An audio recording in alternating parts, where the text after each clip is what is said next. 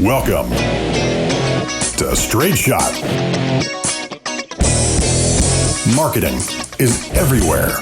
It surrounds your life, from what you eat to what you wear and where you go.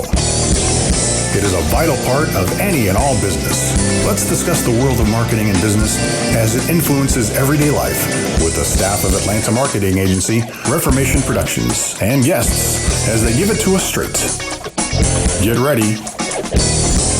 Take aim. Steady. Welcome to Straight Shot. Welcome to Straight Shot. Hello. The video podcast where we discuss how marketing affects everyday life. Yes, and can we talk for just a little about the mafia teaser video that the team put together for this episode? I love our teasers.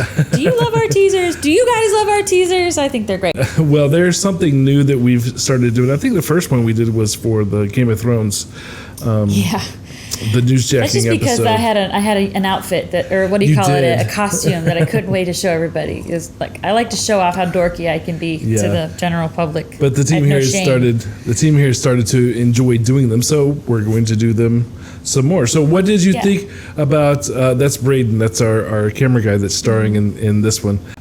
He's got some acting chops. He does. The thing that I like most about our teasers in general and why I think we should keep doing them, I think is because, I think it lets people get to know us a little bit more, get to know the agency a little bit more. Let us behind the scenes. Yeah, let people see our personalities. And a lot of what we do is very serious. But the way in which we produce said serious things is kind of ridiculous. And so, creativity really often breeds as a playground for us out here. So I like the fact that these little shorts can kind of showcase some of our sense of humor. And Braden has a wicked sense of humor, and you also really like the mafiosa thing. So I think the fact that this particular one about Tony Marinara, I believe. Right, yes. The sauce. The sauce. Yeah, I think it shows kind of a funny side for all of us. Yeah. Now, those are released on our Straight Shot podcast social media channels. Yes. So if you weren't able to see it, follow us, subscribe, like our page, whichever social media action that you prefer. Right. Yeah, they're all there. And now, so in tying with the teaser, we don't see mafia protection anymore for the most part in most areas. Not all, but most. Looking at you, New Jersey. Now businesses have to protect themselves in different ways and from different things. People continue to want to take advantage of business owners and intimidate them. But now we focus more on education rather than shop bodyguards. In today's episode, we are going to be taking a little bit different approach. Today, we're going to be talking about being on the other side of the marketing table, the receiving side, because normally, we're the givers of marketing. Yes. The average business owner that gets these emails, gets these phone calls, and how to protect your business from other people's overzealous business communications. They're marketing toward you for your business. And most of us see this in our everyday business lives. And Zachary, most people don't like the overzealous sort of used car salesman approach. So let's talk about how businesses can protect themselves from being taken by other people's marketing efforts. At the same time, we can learn what not to do in your business communications. Yes. So we're kind of attacking it from both sides because we represent several different businesses here at the agency, and we see a lot of B2B solicitation to our clients. Now, as a business, you would be on the other side of that B2B, somebody else trying to market towards you. I'm also a business owner myself, and so I see a lot that are sent directly to me with people trying to sell things to the agency. And can you kind of categorize some of the things that you see for the podcast people? Yeah, let's kind of break it down. Let's talk about email first, because we'll talk about phone calls and that sort of thing in a minute. But from an email, because those reach me directly. The first thing that I want to say about email is that email is still a very viable way to reach your target, but there's a right way and several wrong ways to do it. Well, do tell. Tell us about some of the wrong ways. Like, what are some of the things that business owners should look out for in regards to email?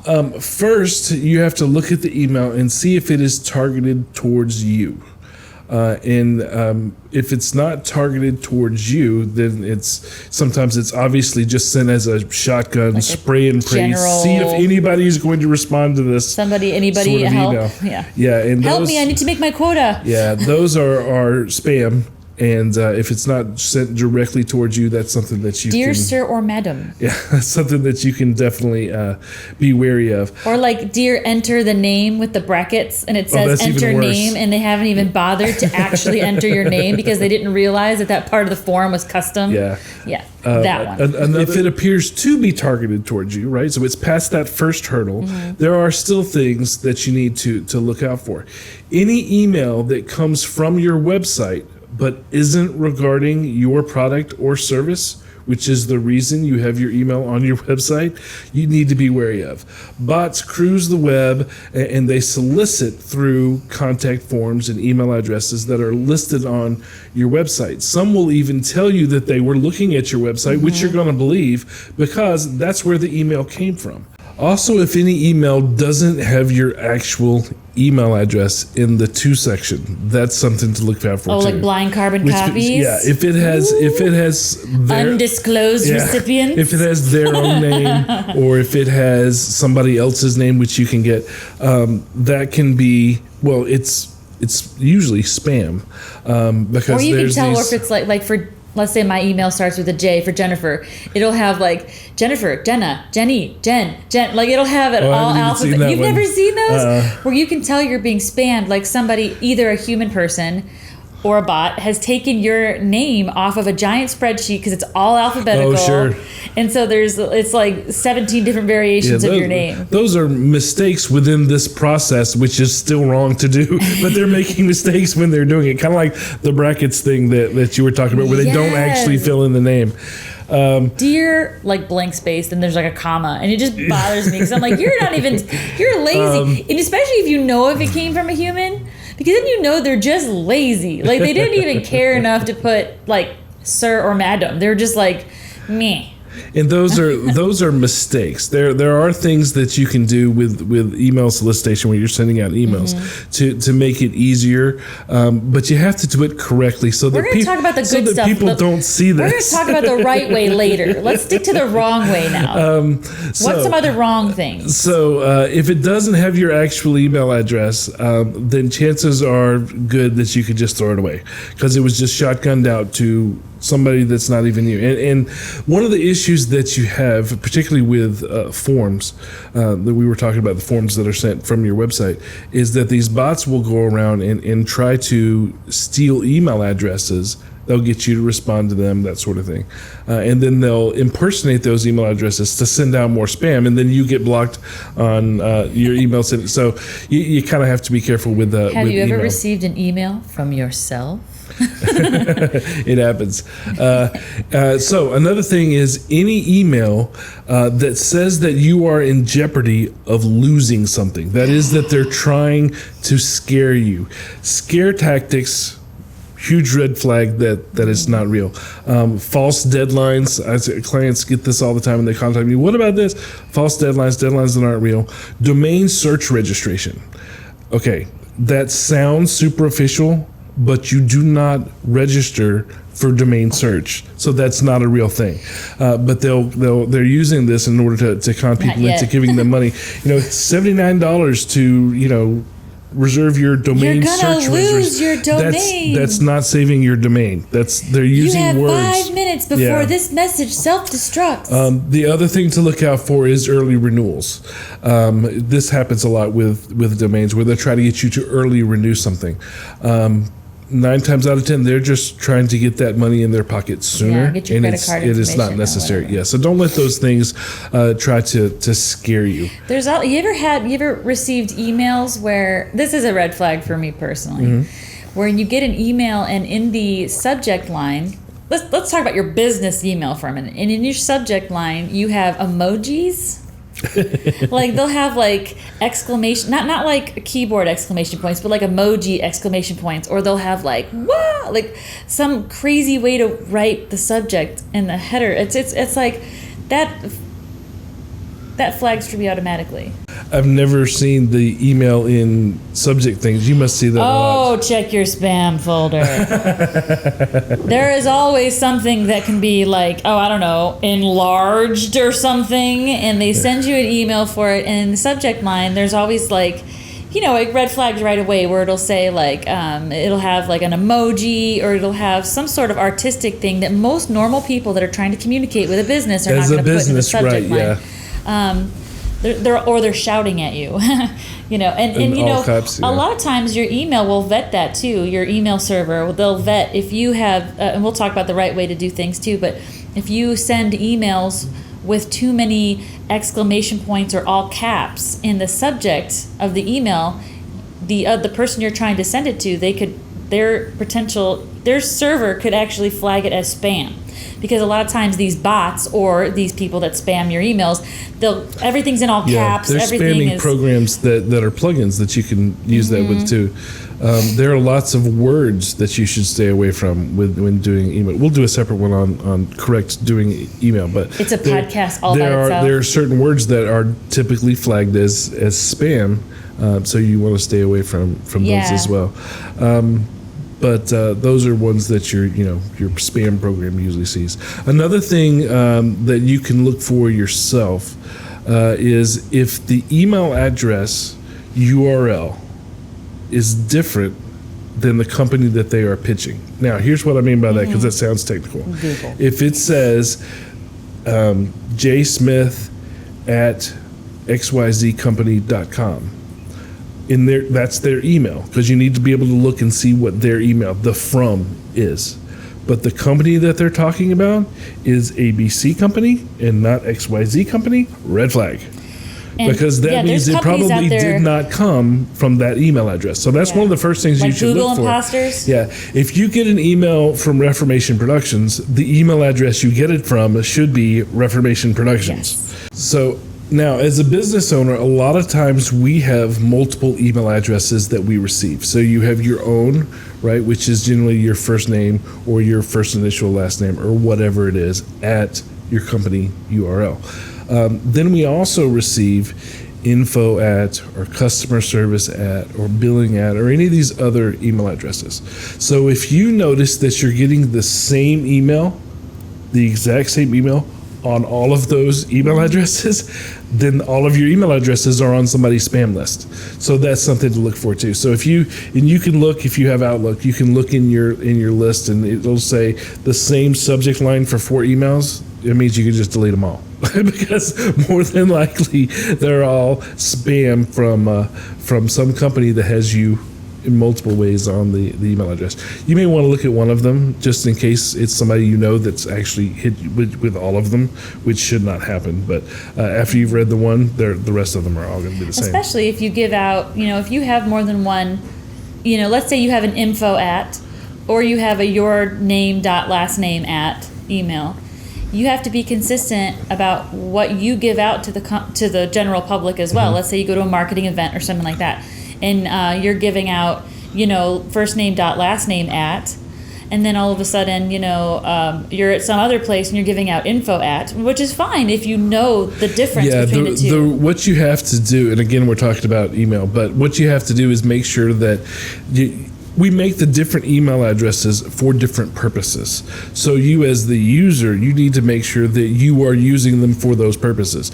If info ad is the one that you give for general leads that come to you, then that's where you need to give it. You don't need to give it if you're meeting somebody personally that that is trying to reach to you on a more direct level, because info is for general and your name would be something directly to you from somebody you've already spoken with. So you kind of have to know that for sure. Yeah, and that's kind of what my point was is sometimes if you're kind of notorious for giving out different email addresses, maybe even to the same person, don't be surprised if they email both of those to get to you because they don't remember which one you actually received. Right. So Absolutely. So it might benefit you to give that email a quick look before you delete them all, if there's the same subject for different emails. Another thing that you should look for, and this is true not only on business emails, but on all emails that you get even in your personal life, and that is you need to check the links before you click on them. And a lot of people don't know how to do this. And let me explain to you why this is important. When you get spam into your email box, no matter who it's from, especially if they're impersonating someone else, like they're impersonating Bank of America, for example, because you get a lot of these with banks. You have a link and it says click here, okay? You can hover your mouse over that link and see what the URL is. If that URL Don't click, just hover. Does not make sense to you as being from whoever it says, do not click on it. Because what they're going to do is they're going to send you to somewhere other than what they said, or they're going to try to capture your information, or so it's just very, very something you have to be very mindful of. So always when you get an email, hover over the link with your mouse and then read, because it'll show you what the address is. If you can't find where it does that, you can right click, copy the address, and then put it in a Word document so that you can read it and see what it says. Now, that being said, you need to be aware that there are things like tinyURL, Dropbox, things like that they may be sending you on purpose. So you need to know what those are, because tinyURL is just a way to take some long URL and shorten it up, and it's commonly used. So that's not a threat.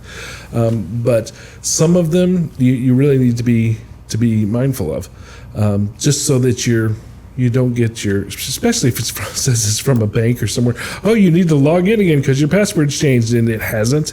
They're just trying to go somewhere where they can capture you putting in your password. Just be careful. And the Prince of Nigeria does not need any more of your money. He's fine. I think it's also important when you do the hover over the or copy paste to look at the very beginning part of that URL. Pay the most attention to that. So after the www dot, what that is, because there might be an alphabet soup after .com, but if it's Bank of America sending you an email and they're sending you a link to log in, when you hover over that, it should be www.bankofamerica.com / and then a whole bunch of googly muck. Even if it has something before, like customerservice.bankofamerica.com, you need to look for that main Bank URL. Of America, right. Yeah, that is in there. Because if it usually says, in the front. if you get an email from Bank of America and you hover over it and the prefix or the beginning part of that URL says www.adclick or clickbomb.com, which they kind of, sometimes it says it all right there. In the URL, so it's important to look at that. Yeah, absolutely. Because again, there's people out there, wolves trying to get the sheep, and that's kind of what we're talking about today. Is kind of protecting yourself from different things. Yeah, not all marketing is we're marketers, but there is an ethical way to do things, and there's an unethical way to do things. There are shortcuts and side steps that you can do that are ethical. Some are not. People that ask for your bank information, not ethical. Do not give them anything. They do not need your money.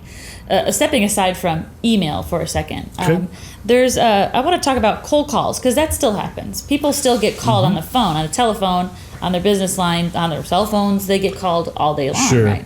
Yeah, the telephone instead of email, if you will. Most businesses will have someone that answers the phone and directs calls to the appropriate person.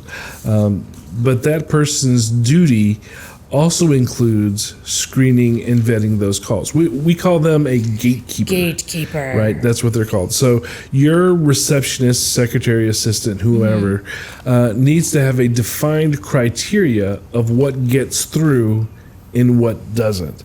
So they need to be wary of tricks as well. So it's not just you as the business owner, it's whoever your gatekeeper is as well, to help her do a better job of screening those calls. So, but before I kind of talk about what those tricks are, I want to explain to people that may not understand why those people exist, because we have one here. We have my assistant answers the phone. And the reason why is because if I don't have that person, I will get so many phone calls that are unsolicited that come to me that I will never be able to get work done.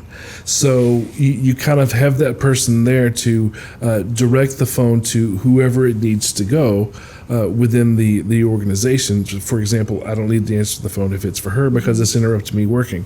But part of me, I'm not working. I'll take a call anytime. Part of Becca's job is to answer that telephone and then put it to the right person without interrupting other people. But a lot of time I'll get, salespeople just like we're talking about today, people that will do cold calling that will try to get through. And part of her job is to make sure that I don't get anybody that's going to waste my time and to vet those people that are up front. So let's talk a little bit about the things that they should that person, that gatekeeper should look out for. So one of the things that you need to look for is that people are asking for a job position or a role rather than a name. If somebody that may or may not even exist in your organization. If somebody calls into our office and they are asking to speak to the CEO or the president, they don't know me. Or the manager. Because I don't introduce myself that way. Yeah. So, manager is another one. If you're in a restaurant, they ask to speak to the manager. That's different. Yes. But if it's a job title that doesn't really exist in your organization, that's a red flag. In a B2B sort of place, it's something that you need to be mindful of. Now, that doesn't mean that they need to immediately hang up. It's a red flag for them to go, okay, this may not be a real call, and they go on to the next one. And we'll talk more about that in a minute. But another thing that they need to be aware of is if somebody is trying to be super casual, and you can usually tell they're laying it on thick, they're acting like they know the person that they're trying to reach. They're like, I met him the other day and blah, blah, blah, and they did not. So how you doing? That's great. You having a good weekend? Most business people that are calling business people are going to be professional. And if they're super casual and you've never heard their name before, chances are they're just trying to get in under the radar. So something else for that gatekeeper to look for. The next is if they do not identify themselves and who they are. If they won't give you their name, if they don't say, hey, this is so-and-so from so-and-so, then it kind of lets you know there's something that might be a little shady going on. So these are things that your gatekeeper, among the other personal, specific rules that you've set up, these are things that they need to be aware of and kind of red flag when they're vetting your calls that are coming through. So Mr. or Mrs. Cold Caller. Yeah, because some people actually have to do this for a living. Yeah. So we have to talk to them. There is a respectful way to do this. So I'm going to go through that because I don't want to tell you that cold calling is not good or that it won't work, because it will. But there is a respectful way to do it that business owners like myself and our clients will actually respect more than you trying to pull one over on them. People don't like it when you try to pull one on them. And people are a suspect of that all the time. So here's the rules of what you need to do. First, you need to identify who you are. Say who you are up front, because then you're not trying to pull any punches. And then you need to identify why you are calling. If you're calling for a certain reason, tell them. Don't be shady. You shouldn't be trying to hide it. Don't be shady. The next thing is, when you get the receptionist, one of the things that you're going to want to do is make a relationship with them. Maybe she'll put in a good word for you, or pitch what your pitch taking your call to the right person. So inform them on why you're calling. Convince them, because most of them will report back to their boss on the activity that they've had at the phone that day, and you want that report to be favorable towards your call, because your call may be sitting in voicemail, and he's going to decide whether he's even going to listen to that voicemail based on what the person that answered the phone said about the call. And if you upset them, if you treated them, if you talked down to them, or if you tried to put, they're going to, and then he's just going to ignore you. So, so many yeses. You want to make it. That's right. You used to answer phones at a company early on. Okay, let me just put some 2 cents into this. If it is your job, or if it is your project to, as a salesperson in your organization or whatever, to make these calls to companies, everything's got to start from somewhere. And if you don't, if you need to start from cold calling, that's fine, no problem. I've never talked to you before. You want to call me? That's fine. That's why we have it. But you need to treat your gatekeepers as that. They are, it's a serious position. Absolutely. Because the better, the more you butter up the gatekeeper, the more likely you are to get to where you actually need to go. I tell you, I have relationships with my assistant all the time going, is this important? Do I need to call them back? Blah, blah, blah. They are that first line of influence on the person.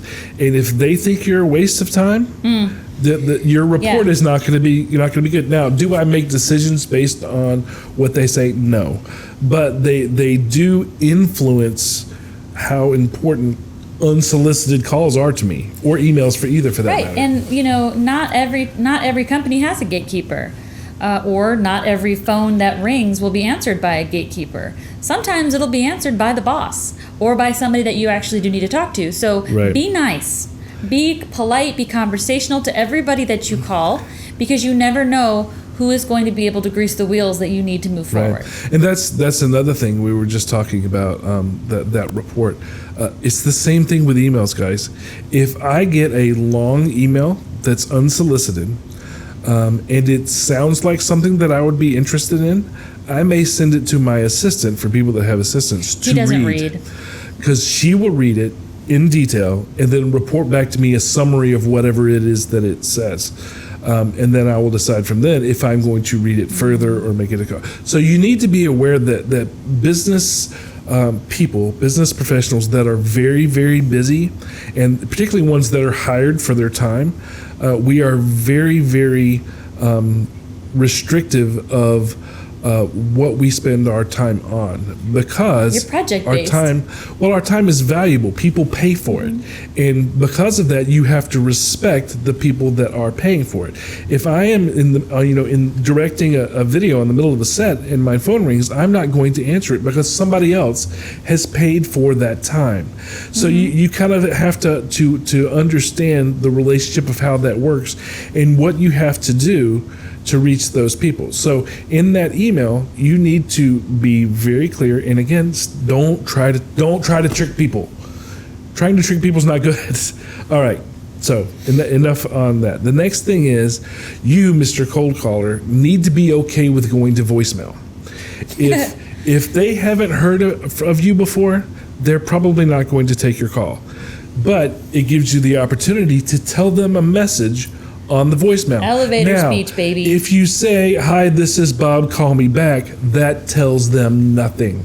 I don't know you, Bob.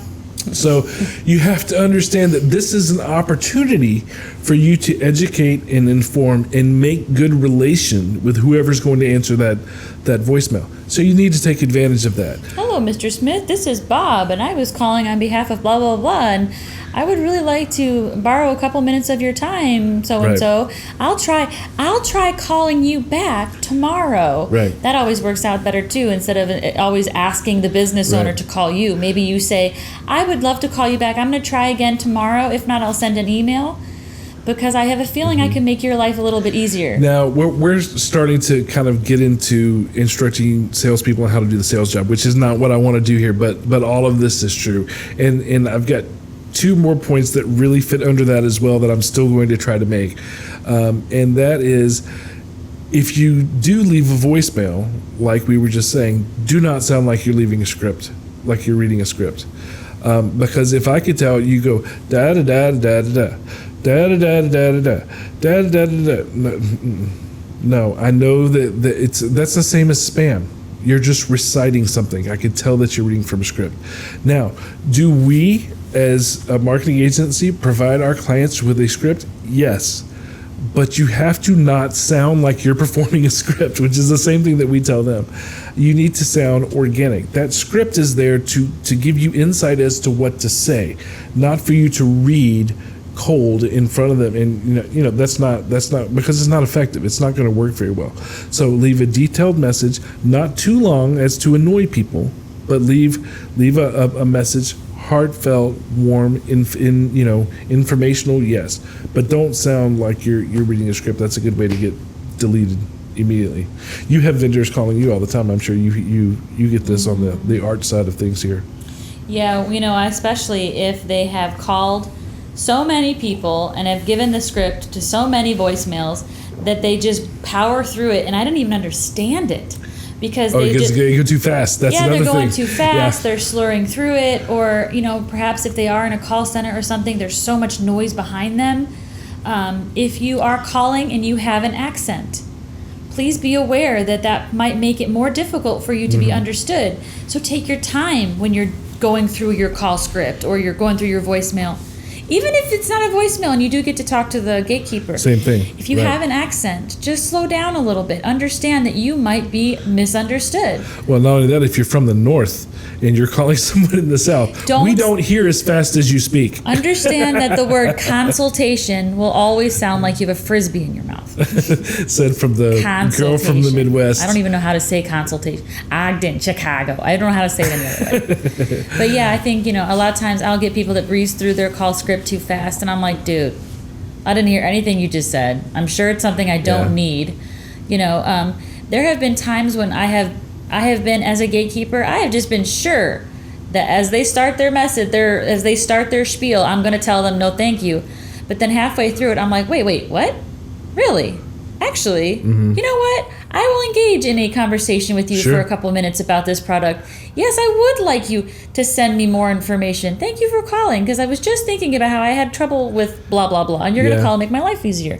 So that's a good thing. I had forgotten that you started out of college. One of the jobs you had was answering phones at a company up in Illinois. I had forgotten that. I would have, we would have called out your experience in this a little more. So you'll have to share with us. I was a receptionist in a small home office business. Well, it wasn't a small office. It was a huge business complex, but I wasn't like the big switchboard operator thing that everybody thinks, but I did answer the calls, and I had to vet the calls, and I had to dispatch them to the correct people, all that stuff. Right. And I also have been on the other side of the table as well, where I worked in a online university where I was responsible for warm leads, cold leads, our company, who I'm not even going to mention the name of that company because they were shady, bad people that kept losing their accreditation. You know who you are. And they would put things on the internet that say, oh, you're going to win an iPod if you click. iPods were big back then. If you click on this link, you can win an iPod. So people would click on the link, put in their email, and the next thing you know, that list with your email on it is getting disseminated to all sorts of people. Well, this company that I worked for at the time bought those lists. So I was calling people that said, hey, I heard you signed up to buy an iPod. Yeah, did I win? No, but I'm calling from a school, and I was wondering if you'd like a bachelor's degree that costs $40,000. Again, I had to be the cold caller. I had to be the one that started this conversation that people weren't asking for. And guys, there are the strategy that she just mentioned. There are ways to do this correctly. That is not one of them. No, that is a bait and switch, and it's terrible because it automatically discredits you from the beginning. Somebody that's trying to sell you something like that, you need to look out for it. Now, if you're giving away the iPod directly as your company, that's one thing, but signing up for somebody that says, hey, we're going to give away an iPod just to get email addresses that they later sell to whoever they want to, that's not the way to go about things. All right, so we're going to give ourselves a headache talking about all these wrong things. All right, so the next proactive thing, Mr. Cold Caller, that you should do, don't be afraid to, and proactively call back later. Once they've heard your voicemail, once they've gotten that report back from the gatekeeper, maybe they will be interested in taking your call the next time. Maybe they said to themselves, oh, I should call that person back, and just hasn't got around to it. So when they hear your name again, maybe they will talk to you once you've done everything right on the front and you've respected the gatekeeper and you've got them informed and they've informed and you've had once you've done all that, maybe they will take your call. So call back. Don't give up too easily. But on the other side, don't hound them with the same thing and just annoy them either. You have to be able to respect the fact that somebody has said no, even if they didn't literally say it. So there's again, good, and give it a respectable amount of time between phone calls as well, depending on what your product service is and the urgency of it. Obviously, that's up. There's a lot of factors in that, but most of the time you don't need to call every single day. But to Zachary's point, sometimes just hearing the name over and over again. especially if you have a cool name, or your company's a cool named company. Put that in front of it. Like, hey, my name's John with, grip sticks or something that's like, ooh, what's that? Because, if a person hears something enough, they start to feel familiar with it. And like, oh, hey, I remember I got a call from one of our vendors, and he was hounding me over and over again. And I'm like, dude, I can't talk to you about this right now. I don't need this service. Well, then, but he was always very polite, very courteous. I always had a good feeling for him, but I needed him to go away.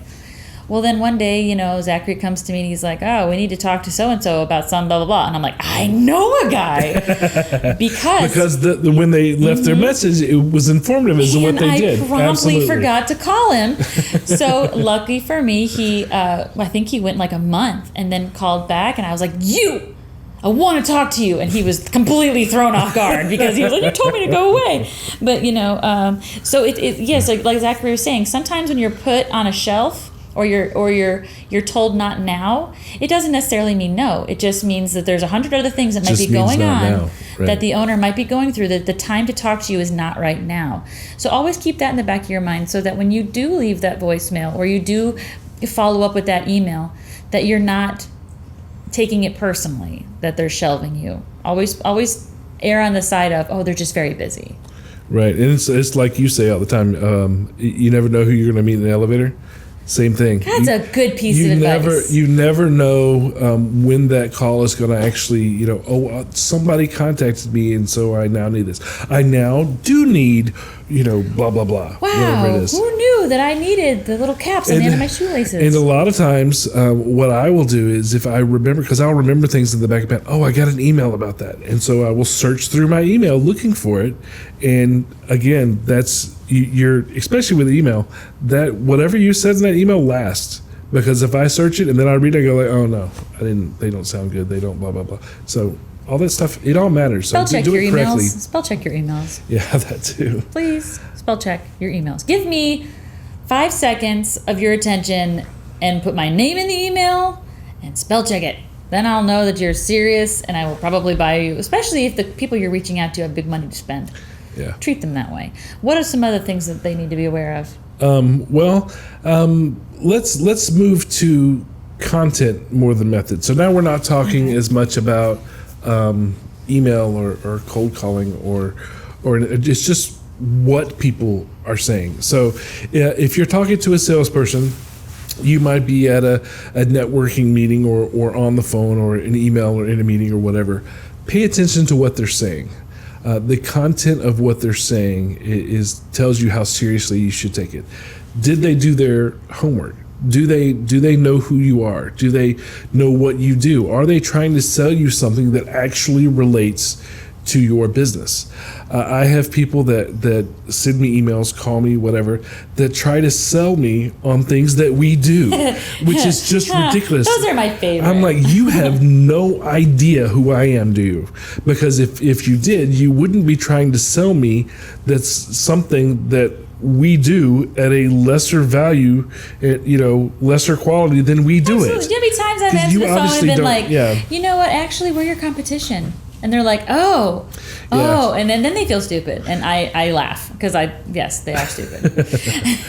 But so they make sure they've done their homework, and you as the person that's doing this, do your homework. Yeah, the more it's personal that you can make that, the better. Like if you call up somebody, Facebook puts everything out there, right? So if there is a CEO that you've been chasing after for your company, for sales wise, Google them, find out a little bit more about them, find out a little bit more about the business and say, hey, Mr. Smith, I see you've had a big year this year. You've grown your company substantially, 600% it says here. That's fantastic. I was wondering if I could help you with, any kind of personal, not super personal, but any kind of little touch that you can add to that conversation. Well, it just makes it so much easier. All right, so the next thing is pay attention to the details. So did they do their homework? And pay attention to the details of what they say. For example, Google Partner is not actually Google. So the words that people say matters. So associate, how are they partner? Yeah. Affiliate. How are they representing themselves? Find out who they really are and know the vocabulary in case they are trying to misuse it in order to mislead you. So you need to know what branding is, so that if somebody tells you that they can brand your company, but they're a print vendor, you know they can't do that based on what branding means. They're simply trying. We did a podcast episode on what that. What does branding mean, Zachary? Check out our podcast. But know what words mean so that you can know when people are misusing it to try to mislead you. The same thing with we get Google partner stuff all the time. We're associated with Comcast. Well, if you're associated with them, that doesn't mean you are them. So you kind of need to be aware. Doesn't mean you're bad or wrong. No, it doesn't. We need to know who you're talking to. Yeah. So and there's a lot of people. The Google partnership thing is that happens all the time, and they'll use Google's branding. You'll have the colors, you'll have the rounded, you'll have all of that, and they're trying to represent themselves as Google, but they're not. So you need to know that they're not. Now, does that mean that they're bad? Mm-hmm. No. We're a Google partner might too, have their permission but we to don't do that. represent ourselves as Google. Mm-hmm. Yeah, Google might have their permission to do that as a benefit of being a partner. They do as part of being a partner, yeah. But absolutely. that doesn't. We're Adobe certified. It doesn't mean that I go around and tell you that I'm Adobe. Yeah, I'm not Adobe. But yeah, exactly. So just know who you're talking about. Yeah, same thing. The certifications are bad that way. LinkedIn certified or Microsoft certified, and they act like they are the company. Mm-hmm. Again, shady business practices you need to look out for. Mm-hmm. Or just misleading, misrepresenting, and again, not necessarily all those people. I'm thinking of someone off the top of my head right now who goes around saying that they are a LinkedIn ambassador or something. Mm-hmm. I can't remember the word they use. Partner. And basically what their job is to inform people the best ways to market on LinkedIn. They're not a LinkedIn person. They don't work for the company. And there's nothing wrong with what they do. There's somebody that I know that I've actually done speaking engagements with. That's who I'm thinking of. His name's Greg. And that's not who I'm thinking of. He is a LinkedIn, Greg, yes, it talking is. to you. That's right. Greg is a LinkedIn expert on LinkedIn. He knows the ins and outs of LinkedIn. And he has aligned himself with their brand. But at no time will he tell you he is LinkedIn. And that's what you want to look for. People that are saying they're something that they're not. I agree. Yes, so. I work for this company that represents LinkedIn. And, we actually have a client, Reformation Productions, our marketing agency. We actually have a client that we have to make calls on their behalf. Right. And that's a tricky situation because when I have to call somebody on their behalf, I have to say, hi, this is Jennifer Bennett calling on the behalf of blah, blah. We are part of a marketing agency that represents, right. You know what I'm saying? It's important to me to make sure that I'm... Words matter. Words matter. Word lives matter. Yeah, so you have to make sure that what you're saying is true. Truth matters. Mm-hmm. People will question your integrity if you misuse the words or if you're trying to mislead people by using different words. And you, again, as a business owner, you have to be careful because it happens all the time. All the time. Yeah. Other red flags, if people are being very generic about your business. So they want to act like they know who you are, but they use these huge, broad, sweeping terms, tells you they don't really know who you are and they really haven't done the homework. They may seem sincere. They may even compliment you, but that doesn't mean that they know who you are. If they call you by the wrong name, huge red flag. I go by my middle name. So if you find my first name and you call by my first name, then you don't really know who I am. If you shorten my name, you don't really know who I am. I do not go by Zach. So if you call into my office and you shorten my name or you call me by my first name, that's going to tell the gatekeeper they don't really know who Zachary is. So again, represent yourself honestly, and another red flag is if they won't tell you who they are. Huge issue. I would tell you who I am, but it's a secret. I'd have to kill you. No, you know what? I have to hang up on you. That goes hand in hand with not respecting the gatekeeper. Oh, absolutely. Oh, I'm sorry, but you don't worthy knowing my name and my business. I just want to talk to so-and-so. I'll tell so-and-so my name. And like, really? Okay. I have an anecdote. Like, okay, we're about to go to commercial, but, okay, the whole call Zachary by his name thing is so great.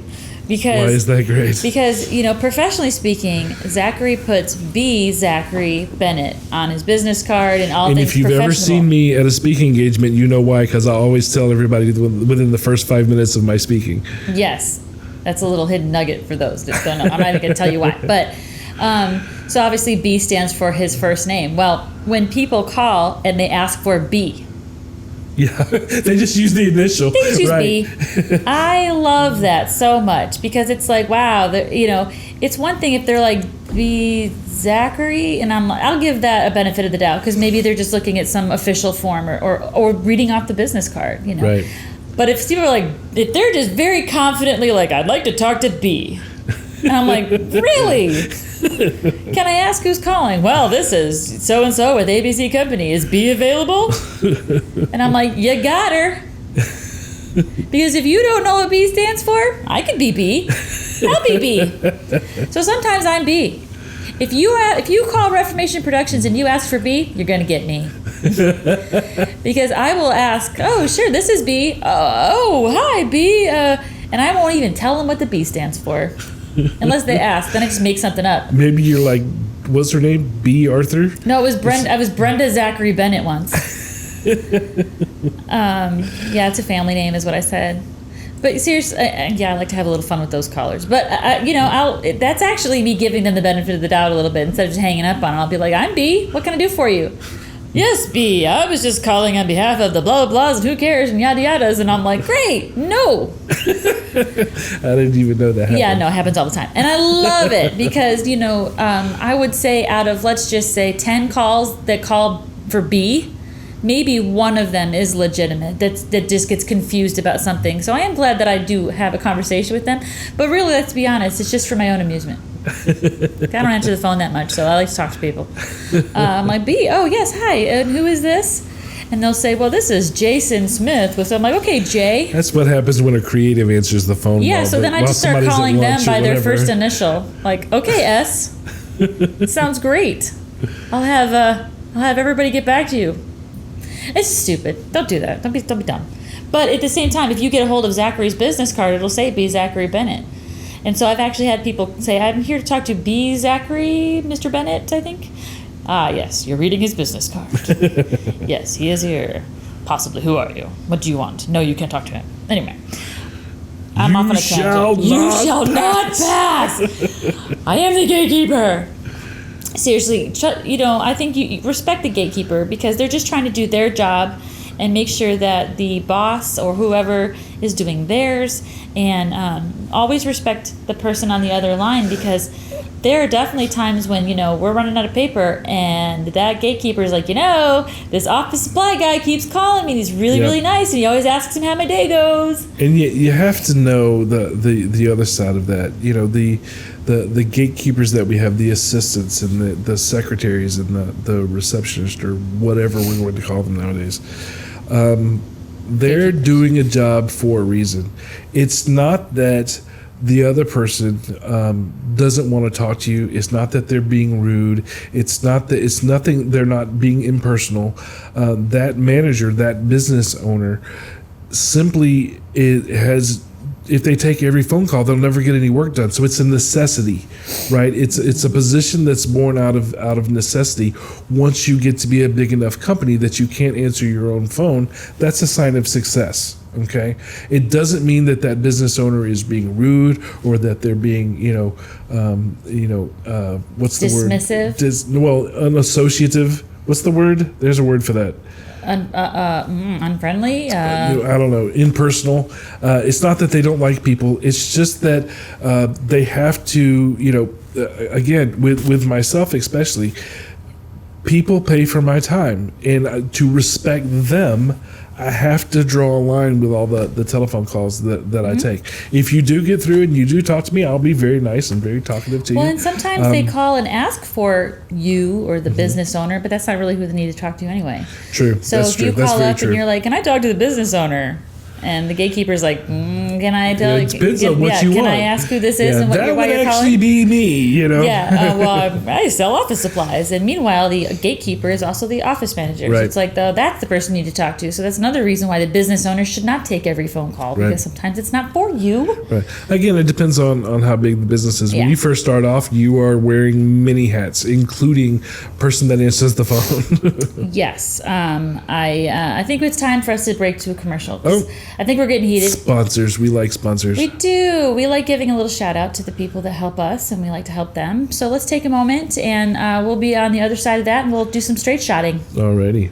Introducing Napa Auto Care Centers. Napa, a trusted leader in the automobile industry, has joined together with the top auto repair centers in Atlanta to bring you Napa Auto Care Atlanta.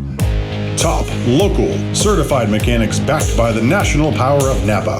Call 1-844-NAPA-ATL or visit NapaAutoCareAtlanta.com to find the location nearest you. Napa Auto Care Centers. The parts you trust are now the shops you rely on.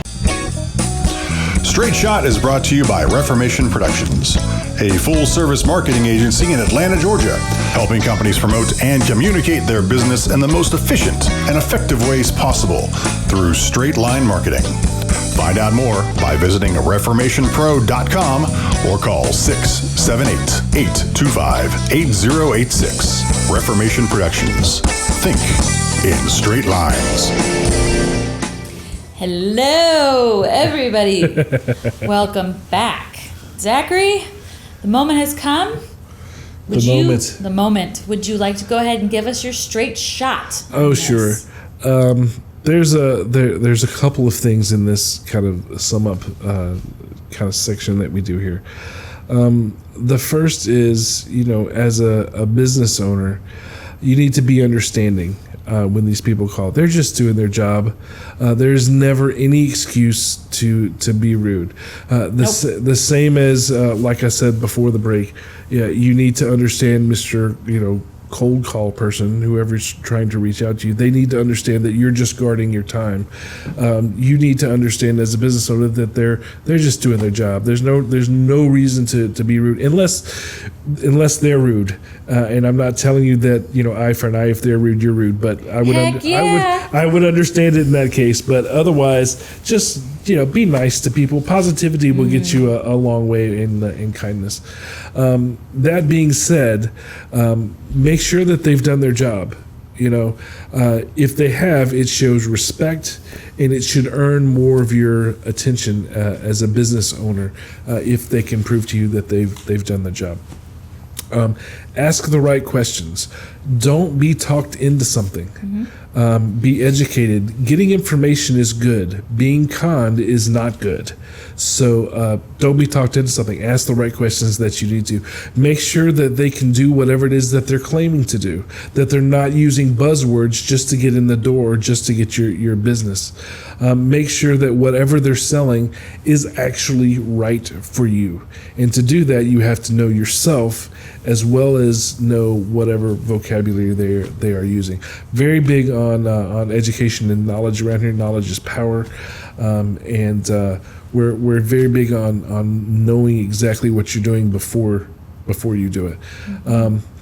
So don't be taken advantage of. Be safe out there. If it's related to business communications, advertising, events, sponsorships, what uniforms, etc.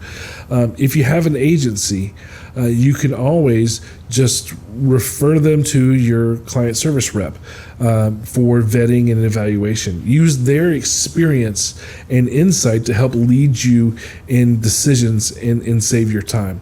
So, for example, if a Google partner is calling you and you have an agency, let them handle that and tell you, is it something that you need? If a magazine rep is calling you, direct them to your agency rep. They can just help you decide if this is something that you need to waste your time with or not. Because every salesperson is just trying to make a sale.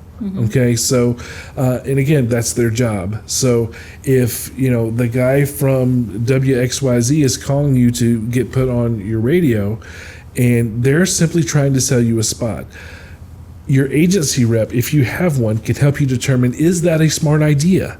Right? That's what you have them there for. Use them. Use their experience. Use their insight. Use what they know to kind of help you, navigate that decision. Now, the last thing that I would say that you need to remember when you do your own marketing, okay? So you as a business owner, now that you've kind of seen the other side, you need to think about that when you're reaching out to people, when you're communicating your own brand. So the thing that you need to remember in your own marketing, Mr. Business Owner, is your job is not to push products and services onto people. You don't want to con them into using your business the same way you don't want people to con you. So your job is not to push products or services onto people. You simply want to find somebody that needs your product or service and then offer it to them in a way that showcases how you're different from your competition, and in a way that will connect with them and prompt them to choose you in the marketplace. You want them to respond to your brand in a way that is both memorable and preferred in the marketplace. That is your goal. And to tell others. There's lots of goals in this little last piece here. That's your only goal. Well, that and like 17 other things. Yeah, and when you start the consumer experience for your customer, start on a positive foot. Yeah. You always want that to start good. So how you do things matters. Just be responsible, be positive, be kind, be responsible on both sides of the fence. Yeah, I have a couple things to add there. Your straight shot's wonderful, and I think one of the things that we need to... It's amazing. It's wonderful, but you've missed something. Wouldn't change a thing except what I'm about to say right now, which is gold. Vendors are important. Yes.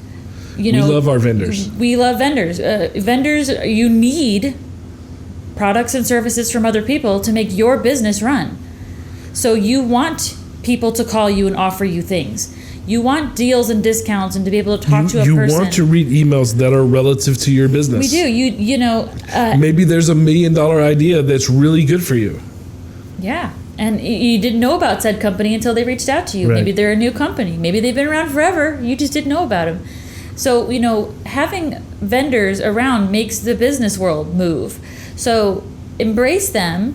Let them talk to you. Let them give you, if you have the time, if you're the right person, let them give you their sales pitch, assuming that person is giving it to you in a very respectful way that respects your time as well as your person. So I think, vendors are important. I mean, we just need to, but how you reach out to somebody and how you receive that are very, very important. And I will leave you with this. 2 pieces of good Southern advice that my mother gave me. Now, I was raised in the North, but I was raised with a Southern woman as a mother. Because your mother's from the South, even though you were born in the North. That's I gotcha. Right. Yeah, does that make sense? Yes. We got that? Okay.